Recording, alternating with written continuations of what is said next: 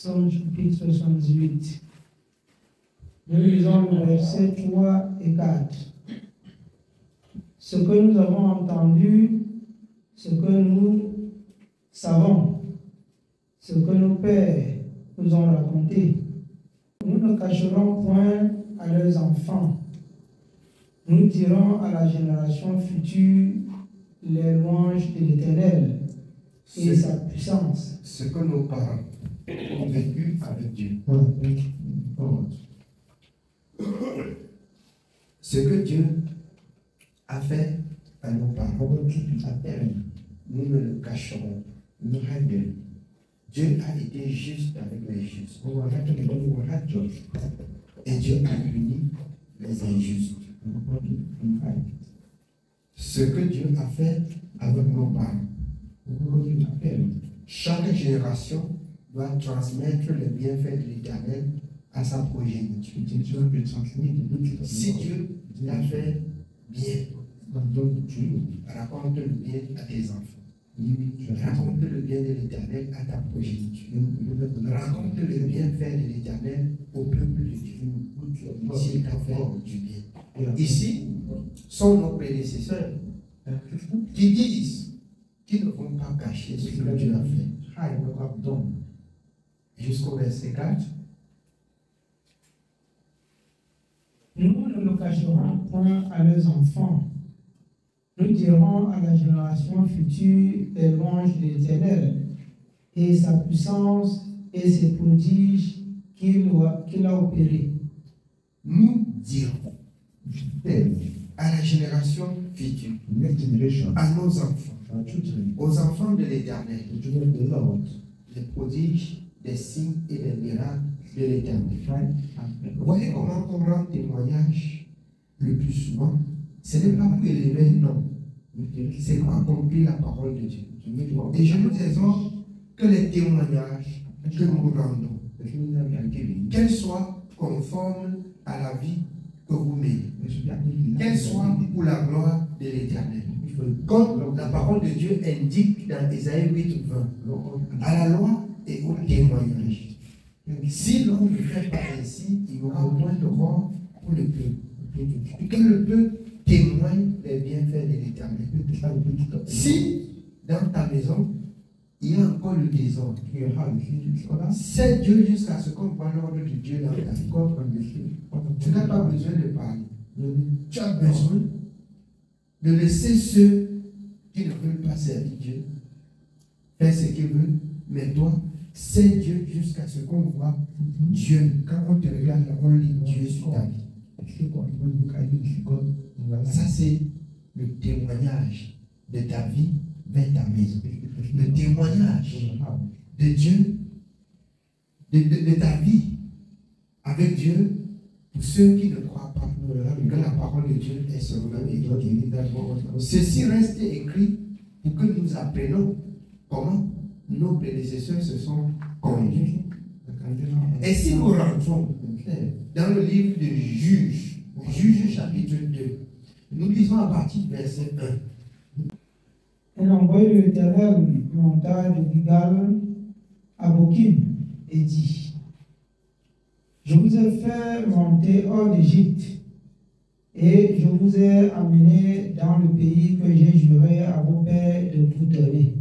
Un envoyé de l'Éternel montait à Gilgal vers le peuple de Dieu pour rappeler le peuple de Dieu ce que Dieu a fait pour eux. Rappelle-toi des souvenirs de Dieu dans ta vie. Pour rappeler le peuple ce que Dieu a fait pour lui. Donc ce que Dieu a fait pour toi, tu n'as pas de permission de pécher contre Dieu. Il n'était pas permis de pécher contre Dieu. Un envoyé de l'Éternel. L'Éternel met son envoyé sur le chemin pour aller dire au peuple de l'Éternel, pour aller les rappeler ce que l'Éternel a fait.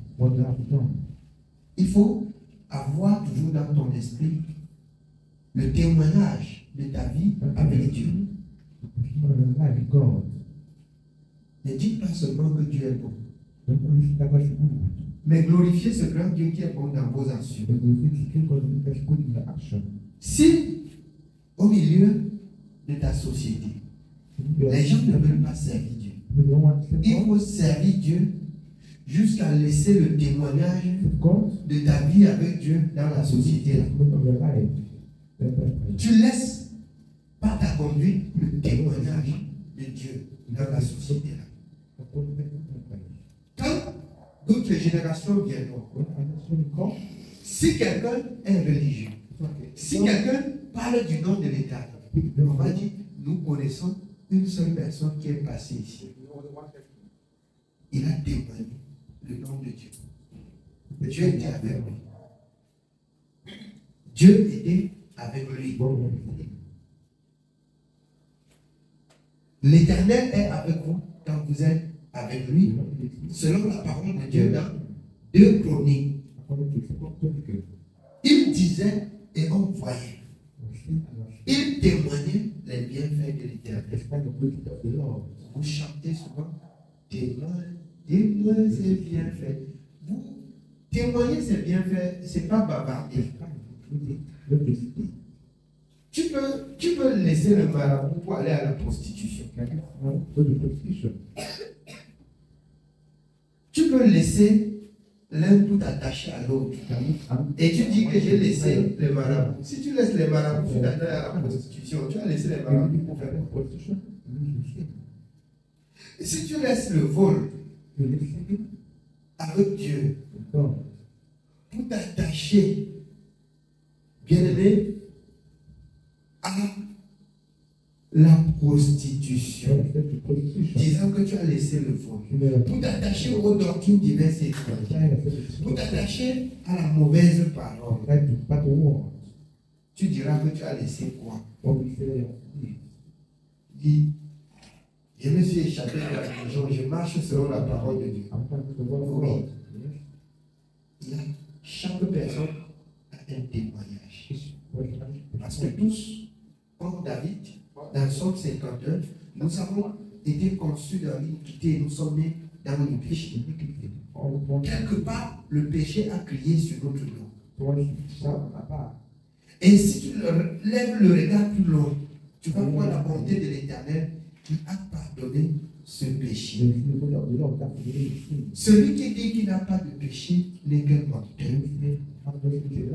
Et la vérité n'habite point en lui. Et il ne pourra jamais dire la vérité. En vérité, ce que tous nous étions errants. Le témoignage, c'est que Dieu a témoigné par son Fils unique pour sauver toute l'humanité. Et si son Fils a fait quelque chose pour toi, tu as toujours le témoignage de Dieu. Vraiment que l'incrédulité nous quitte. Que les mauvais désirs, la mauvaise conduite et les mauvaises paroles nous quittent. Et nous témoignons les bontés de l'Éternel. Nos prédécesseurs, nous raconterons à nos enfants et aux enfants de l'Éternel les bienfaits de l'Éternel. Tu peux raconter les bienfaits de l'Éternel à tes enfants quand vous êtes plongé dans la souffrance extrême. Non. Dieu est pour nous le Dieu de délivrance. C'est lui qui a dit dans son 37 verset que celui qui croit ne va pas mendier son pain. Celui qui croit peut traverser un désert, comme Israël a traversé le désert, mais ça ne serait pas pour toujours. Le désert signifie la souffrance au point de temps. Et la persévérance dans la parole est oublier la souffrance. Mets fin à la souffrance. Si c'est une souffrance continue, c'est que c'est un problème. Vous allez chercher les gens du pasteur, comme il travaillait et donnait pour être béni. Vous allez travailler et donner et rester toujours pauvre. Et être toujours rempli de souffrance. Alors, ce que la parole de Dieu dit, on ne reconnaît pas celui qui sert Dieu de même, pas servir, Mais celui qui sait Dieu ne vit pas continuellement dans la misère. Amen. Il ne vit pas continuellement dans la misère. C'est la vérité. Le témoignage de ma propre vie, j'étais misérable. J'étais misérable. J'étais misérable. Je ne sais où sont même partis certaines photos de la misère. Si je montre là-bas, vous allez dire que ce n'était pas moi. Je ne sais où c'était parti. Si je montre, vous allez dire certainement c'est pas lui. Et pour moi, c'est un témoignage. C'est un film que je dois raconter à mes enfants et leur dire ce que Dieu a fait de bien. Pour qu'ils restent fondés dans la parole. Pour qu'ils craignent l'Éternel. Pour qu'ils fassent la volonté de l'Éternel avec persévérance. Parce que je vais leur démontrer que ce grand Dieu est bon. Amen. Oui, bien, on continue. Nous sommes au verset 1er. J'ai dit, jamais je ne romprai mon alliance avec vous. Et vous ne traiterez point d'alliance avec les habitants de ce pays. Voilà ce que l'Éternel, dans les âges passés, a conclu avec nos prédécesseurs, ceux qui sont partis de l'Égypte. Dieu leur a dit, mon alliance avec vous, je ne pourrai jamais renoncer à l'alliance. Mais vous n'allez plus traiter d'autres alliances avec d'autres dieux. C'est comme une femme que tu épouses. Tu dis tu ne dois plus avoir un autre mari. Parce que je suis ton seul mari. C'est logique. Si Christ est l'époux, selon la parole de Dieu, c'est pas ça. C'est logique. Quand tu as violé la parole de l'alliance, ça veut dire tu as rompu les liens du mariage. Tu as coupé le cordon. Tu as coupé ce qui te liait avec Dieu. Donc, Dieu donne ainsi les instructions fortes à Israël. Vous n'allez pas rompre mon alliance. Vous n'allez pas rompre mon alliance. Oui, on continue. Et vous ne traiterez point alliance avec les habitants de ce pays. Vous renverserez les idoles. Mais vous n'avez point obéi à ma voix. Pourquoi avez-vous fait cela? Dieu revient cette fois-ci pour reprocher Israël. Il revient avec des reproches. Et c'est un enseignement qui s'étend à plusieurs livres. Quand vous lisez la parole, la sortie des enfants de Dieu en Égypte, la traversée de la mer, le passage du désert, il y a eu beaucoup de morts. Et c'était significatif, la désobéissance. Quand même Dieu voudrait éprouver Israël, il lui montre qu'il est Dieu. On criait que les serpents, Moïse a crié, il dit fais un serpent de reine et mets-le sur la fourche. Personne ne peut mourir de la morsure du serpent tant que je suis Dieu. Si le serpent mord quelqu'un qui regarde à cette fourche, et il est guéri. Et cette fourche absorbe le venin. Ça, c'est la puissance de Dieu. Et c'est ce que nous raconterons à nos enfants. Et c'est ce que nous racontons en ce jour à nos enfants. Qu'il est Dieu et il n'a pas changé. Si les choses comme d'autres là, que l'Éternel a manifesté autrefois, n'existent plus, c'est que le peuple de Dieu a cessé d'obéir à la parole. Le peuple de Dieu a cessé d'obéir à la parole. Amen. Je me souviens un jour où au village nous avons j'ai porté une brique de terre. Alors, le Seigneur, dans son amour, m'a gardé de la morsure du serpent. J'étais avec les bien-aimés. Alors, qu'est-ce qui se passait? Nous étions au chantier. J'ai pris la brique, on était ensemble. Le serpent est sorti dans mes mains comme ça. Le père a même eu peur que ça m'a mordu. J'ai dit non. C'est sorti là, c'est passé dans mes mains. C'est passé entre mes mains. Comme ça, là, dans mes mains, et c'est tombé. Je n'ai rien dit. Ne peux pas regarder comme ça. Il s'attendait que je parle. Je n'ai pas parlé, il m'a regardé, je l'ai regardé. Il me regarde. Il dit, ça ne t'a pas mordu. J'ai dit non. Mais c'est passé après nous. Même les commentaires, je n'ai même pas fait les commentaires sur ça. Mais Dieu m'a gardé. C'est passé dans mes mains. Amen. C'est pour dire encore que la parole de Dieu reste la vérité.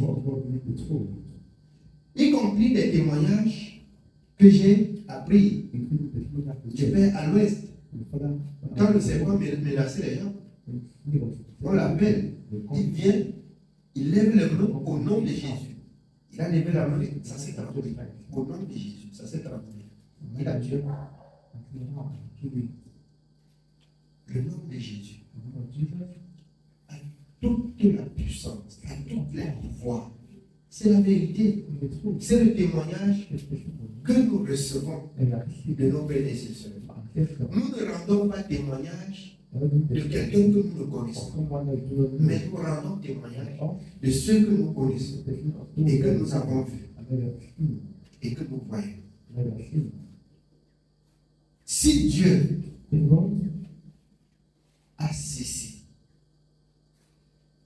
d'agir, ou si sa parole ne s'accomplit pas encore dans ta vie, c'est que toi tu ne mets pas encore en pratique. C'est la vérité. Israël a eu beaucoup de difficultés juste parce qu'il ne mettait pas en pratique la parole. Parce qu'il avait violé l'alliance. On continue bien.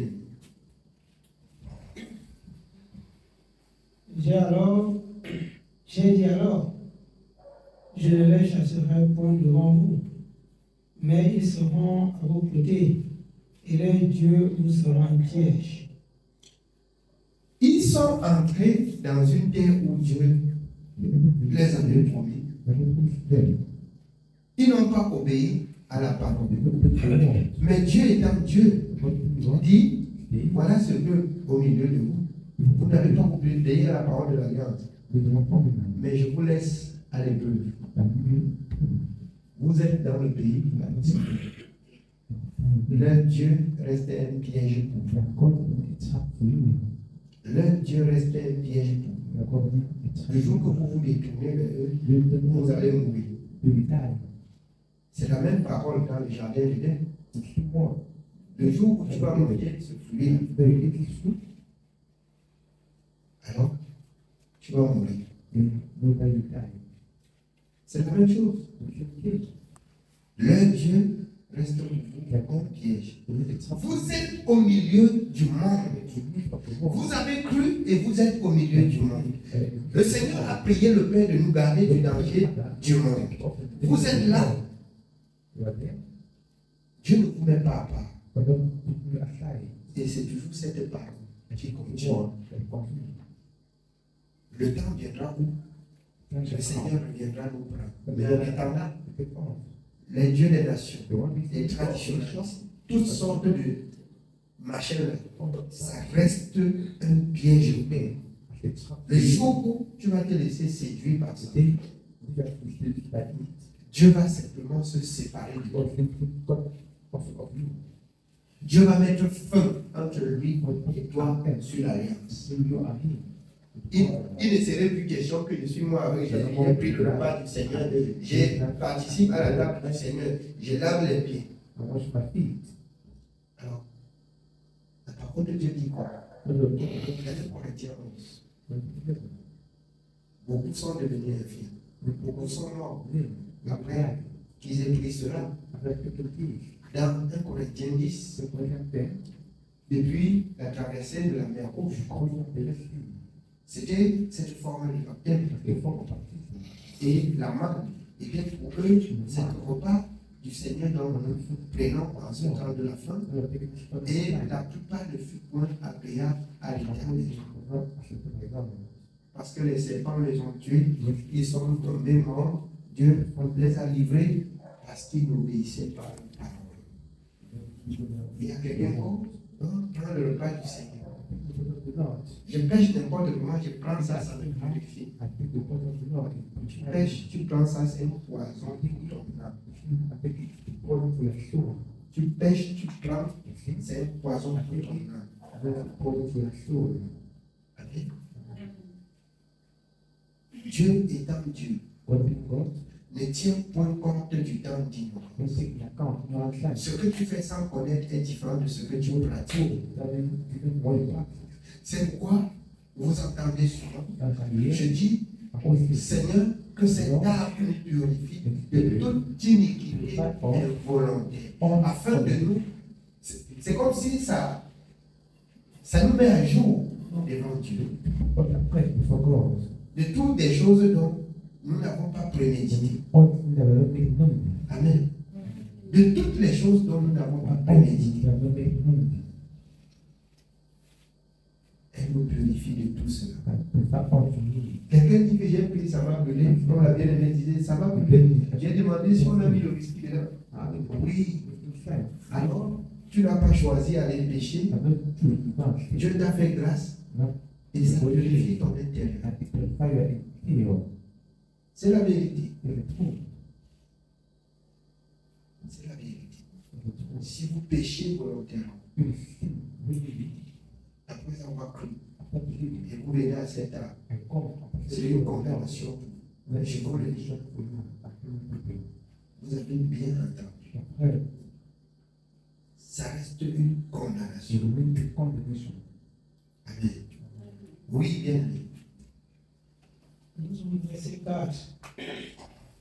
Lorsque l'envoyé de l'Éternel dit ces paroles à tous les enfants d'Israël, le peuple éleva la voix et pleura.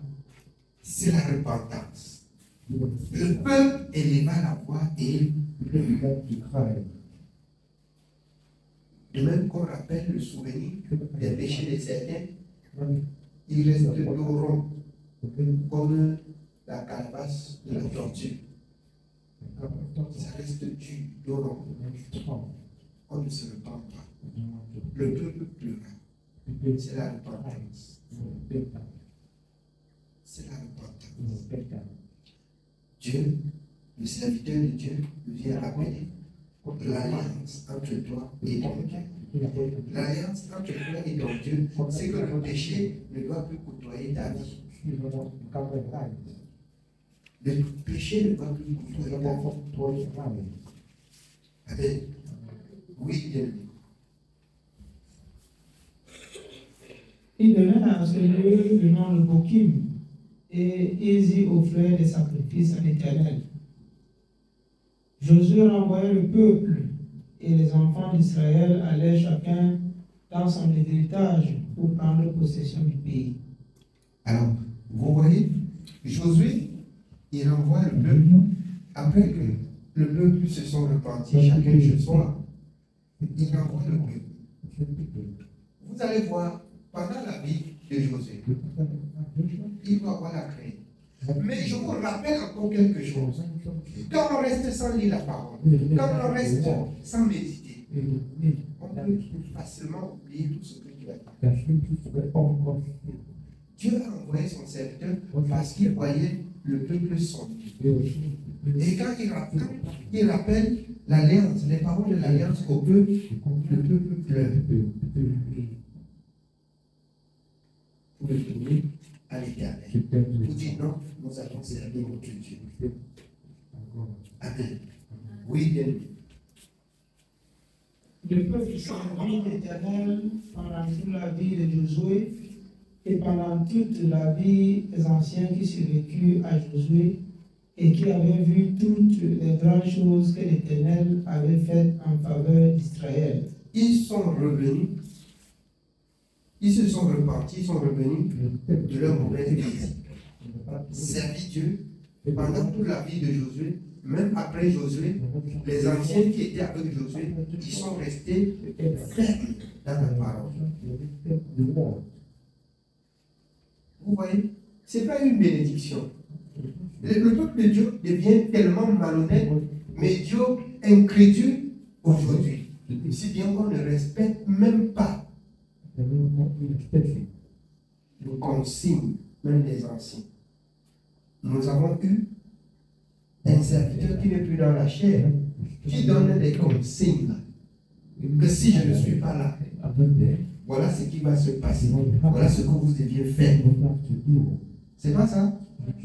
Mais après Josué, les anciens ont servi Dieu. Amen. Après Josué, les anciens ont servi Dieu et le peuple se sont soumis à la parole des anciens. Amen. Oui, on continue la lecture. Nous continuons au verset 8. Josué, fils de Nun, serviteur de l'Éternel, mourut âgé de 110 ans. Dans l'ensevelie, dans le territoire qu'il avait eu en partage, à Timnath-Héres, dans la montagne d'Éphraïm, au nord de la montagne de Gaash. Toutes ces générations furent recueillies auprès de ses pères, et il s'éleva après elle une autre génération qui ne connaissait point l'Éternel. Toutes ces générations furent recueillies auprès de leur père. Donc, ils sont entrés dans le repos. Toute la génération qui se sont repentis, qui ont pleuré, tous se sont reposés auprès de leur père. Et une autre génération s'est levée et a dit, laissez-nous avec des histoires. C'est pour cette raison que je vous rappelle ceci. Dites à vos enfants, racontez à vos enfants ce que Dieu a fait. Et mettez cela dans l'esprit de vos enfants. Qu'ils les racontent selon des tournants aux enfants de leurs enfants, afin que la sémence de la justice et de la vérité ne disparaisse point de votre porte, comme de la maison de notre serviteur David. Rappelons ceci. Ne cachez pas ce que Dieu a fait à vos enfants. Rappelons ceci pour les jours de la vie. Amen. Oui, bien. Et il s'éleva après elle une autre génération, qui ne connaissait point l'Éternel, ni ce qu'il avait fait en faveur d'Israël. Quand il ne connaît pas ce qu'il avait fait en faveur d'Israël, c'est qu'il n'y a plus eu personne pour raconter. Amen. C'est qu'il n'y a plus eu quelqu'un pour raconter. Soit quelqu'un a raconté, on ne sait pas, ils ont refusé d'écouter. On continue. Les enfants d'Israël firent alors ce qui déplaît à l'Éternel, et ils servirent les Baals. Ils abandonnèrent l'Éternel, le Dieu de leur père, qui les avait fait sortir du pays d'Égypte, et ils allèrent après d'autres dieux d'entre les dieux des peuples qui les entouraient. Ils se prosternèrent devant eux et ils imitaient l'Éternel. Ils abandonnèrent l'Éternel et ils servirent Baal et les Astartés. La colère de l'Éternel s'enflamma contre Israël. Il les livra entre les mains des pillards qui les pillaient. Il les vendit entre les mains de leurs ennemis d'alentour, et ils ne purent plus résister à leurs ennemis. Amen. Voilà ce que, si vous ne mettez pas l'accent sur cette parole, pour transmettre à vos enfants, voilà ce qui va arriver par la suite. Si vous avez pris la grâce d'avoir un repos auprès de vos pères, à savoir Abraham, Isaac et Jacob. Si vous ne racontez pas cela à vos enfants, ils pourront s'égarer. Non. C'est pour cette raison que l'Éternel dit, quand dans Deutéronome 6, quand tu vas t'élever, enseigne cela à tes enfants. Quand vous allez être à table pour manger, dites-le. Quand vous allez vous coucher, rappelle-le toujours. Rappelle cela sans relâche. Rappelez que quoi? Que le péché, c'est la gangrène, c'est la destruction, c'est la mort. Et voici ce que Dieu a dit. Dieu aime. Rappelez cela à vos enfants. Rappelez cela. Ne cajolez pas. Ne prenez pas le temps de prendre soin, leur donner seulement ce qu'ils vont manger, leur donner les vêtements, comme dans le monde ou pour plaire au monde. Prenez le temps de leur rappeler ce que Dieu a dit. Sinon, certainement vous rendrez compte à l'Éternel. Certainement vous rendrez compte.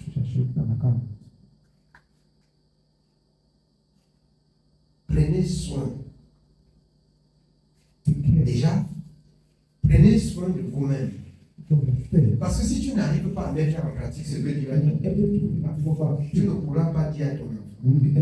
Comment tu vas lui dire ce que tu ne dis pas? Si ta vie est troublée à 3 degrés, je dis à 3 degrés, et ton enfant va être à 6 degrés ou 7, doublé. Pourquoi? Parce que c'est toi qui es censé présenter ce qui est mal. Si ta vie est troublée à 3 degrés, pour lui va descendre certainement même à 10. Donc faites attention à la parole que vous écoutez. Sur ce que vous causez même. Quand vous causez, quand vous dialoguez, même quand vous êtes même au téléphone, même quand vous êtes ceci, cela, les paroles déplacées restent une gangrène. Déjà pour vos vies et pour les enfants qui sont autour de vous. Amen. Que le Seigneur nous bénisse. C'est le message de ce soir. Amen.